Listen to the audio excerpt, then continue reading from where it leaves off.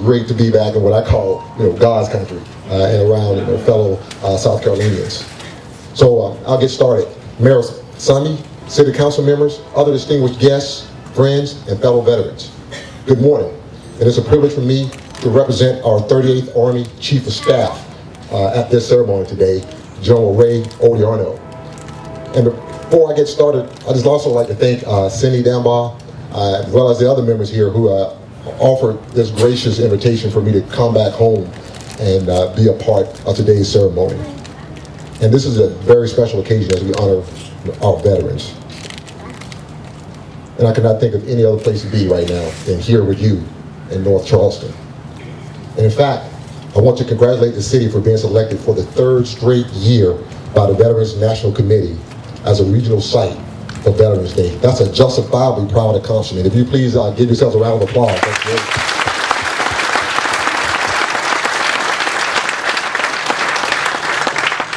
Veterans Day is a time to thank and honor all the men and women who are currently serving and those who have served in the military, and especially those who have served during a period of war. Today, we have more than 185,000 soldiers in 160 countries around the world standing guard over our liberty and on the frontiers of freedom. They are our sons and daughters, and they truly are the strength of our military. America has been at war now for more than a decade, and as I speak this morning, there are 60,000 soldiers in Afghanistan serving our nation. They follow in the legacy of generations of service members who have fought to uphold the principles America was founded on. Since our very beginning, generations have worn a uniform and fought both on domestic and foreign soil.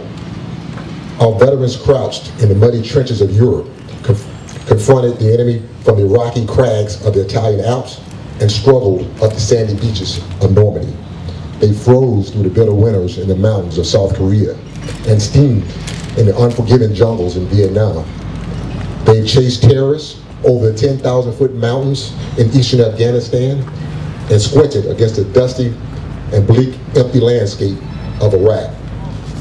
As freedom's guardian, our troops continue to honor our nation's decades-old treaty commitments, are engaged in humanitarian and peacekeeping missions around the globe, serving as a symbol to the world that the American way of life is alive and well, and as a warning to those who wish to terrorize others based upon some misplaced ideology, that they must first reckon with those brave warriors.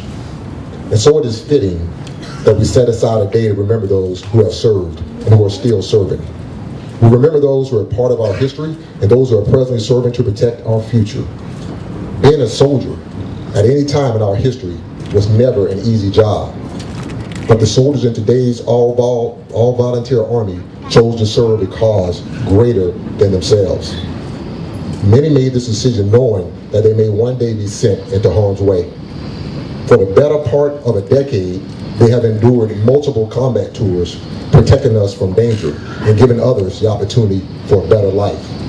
Remarkably, the great majority of service members today joined the military after 9/11, which means that war is all that those service members and their families have known. And as I travel, I'm often asked to talk about these extraordinary members of our society and the families who support them every day. But I'm not surprised by that request, given the fact that less than 1% of our population are service members, and only about 8% of our nation's total population has ever served in the armed forces. So I would like to take just a little bit of time this morning to talk about that 1%. A few years ago, I read a poem, and it was an unknown author, but I think this poem captures what it means to be a soldier. And although the author wrote the poem for a soldier in the original text, but you can substitute that to mean sailors, Marines, airmen, and Coast Guardsmen, and you will still have the same essence of this poem. So if you indulge me just for a moment, I'd like to read to you what this enlisted soldier had to say about what it is to be an American serviceman. The average age of the American soldier is 19 years.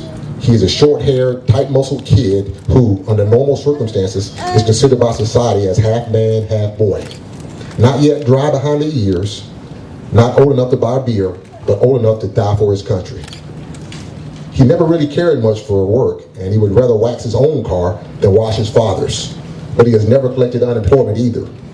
He's a recent high school graduate. He was probably an average student, pursued some form of sports activities, drives a 10-year-old jalopy, and has a steady girlfriend that either broke up with him when he left or swears to be waiting when he returns from a half world away. He listens to rock and roll, country, hip hop, rap, jazz, and to 155mm artillery shells. He is self-sufficient. He has 2 sets of fatigues. He washes one and wears the other. He keeps his canteen full and his feet dry. He sometimes forgets to brush his teeth, but never to clean his rifle. He has learned to use his hands like weapons and weapons like they were his hands. He can save your life or take it because that is his job. He has stood atop mountains of dead bodies and helped to create them. He has wept in public and in private for friends who have fallen in combat and is unashamed.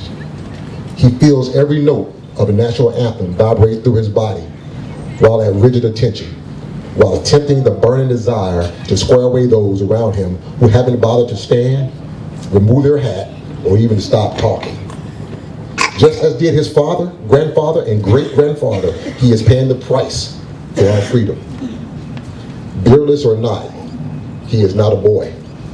He is the American serviceman and woman that has kept this country free for over 237 years. There are men and women like Staff Sergeant Ricardo Ceja, 31, of Tampa, Florida, Specialist Cameron Stambaugh, 20, of York, Pennsylvania, Specialist Erica Atkinson, 21, of Eaton, Georgia, Specialist A.J. Pardo, 21, of Porterville, California, Specialist Trevor Atkins, 21, of Spring Lake, North Carolina, and Specialist Clarence Williams III, 23, of Brooksville, Florida. All were assigned to the 89th Military Police Brigade, 93rd Military Police Battalion, 978th Military Police Company at Fort Bliss, Texas. They deployed to Afghanistan at the end of February of this year, and I had the great privilege to be their commander and the blessing to have known each of them. All were the epitome of the soldier that I described earlier, and each represents the very best that our nation has to offer.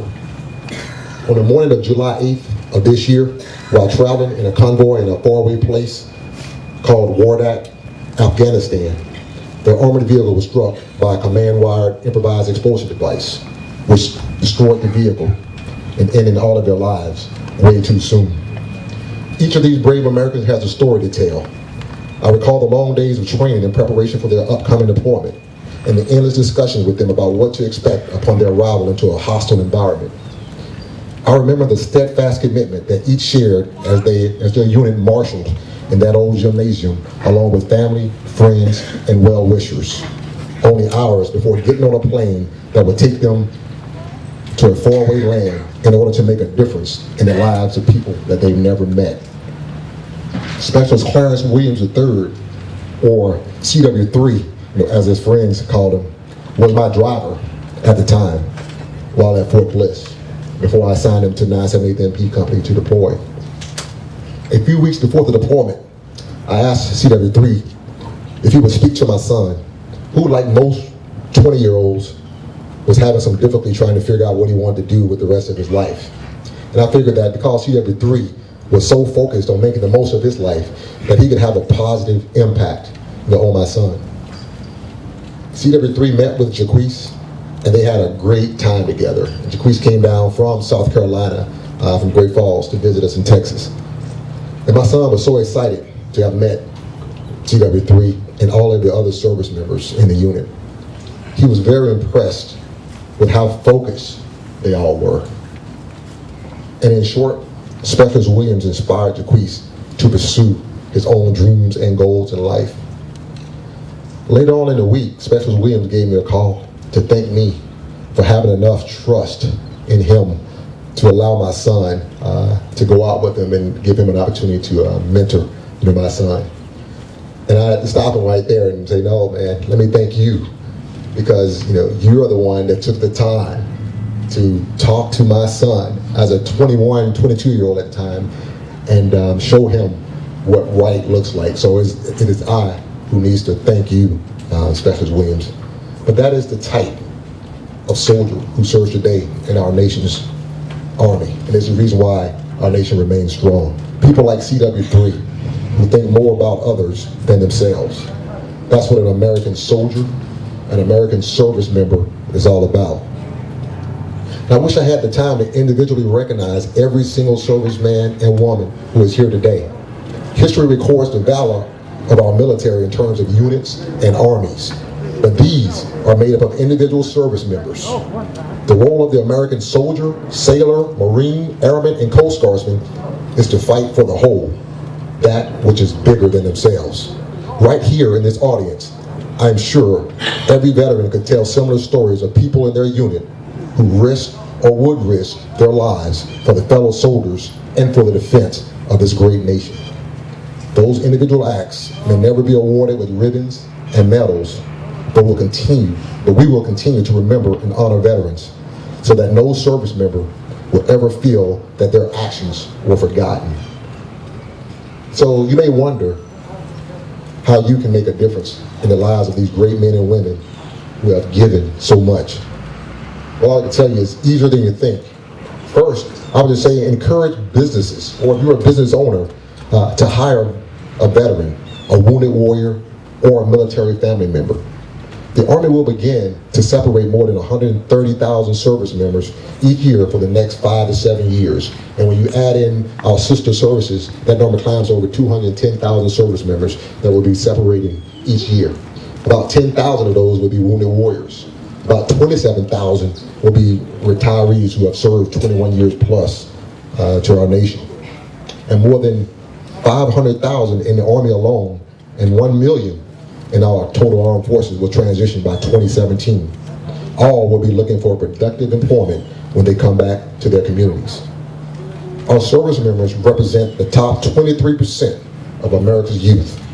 Over 97% of them have earned a high school diploma, and that trend will continue to climb upward over the next few years. The leadership and technical skills they developed in the military makes them valuable additions to any organization. Next, spread the word. If you know of an organization that wants to help veterans, encourage them to register with the National Resource Directory so service members and their families can find them and access the information that they provide. Finally, get involved. You can establish a Veterans Outreach Program or a community action team that helps all veterans find meaningful employment as they reintegrate back into their communities and become civic leaders and role models for our kids. There are more than 4,000 communities that make up this great country, and our service members will be returning to all of them. They're not asking for a handout. Rather, they're simply asking for a hand up. And as the Commander-in-Chief of the Continental Army and our nation's first president once said, the willingness with which our young people are likely to serve in any war, no matter how justified, should be directly proportional to how they perceive the veterans of earlier wars were treated and appreciated by their nation. So, in closing, if we are to continue to lay claim to being the greatest nation known to mankind, protected by the most powerful fighting force the world has ever known, we must always remember the sacrifices of those brave men and women who gave their lives in defense of this great nation. And we must show all of those who have served and are currently serving our unwavering admiration and appreciation for their bravery and selfless service. Once a soldier, always a soldier for life. God bless our nation's veterans all around the world, and may God bless the United States of America, and thank you for coming out. Thank you for having me again. Great to be here.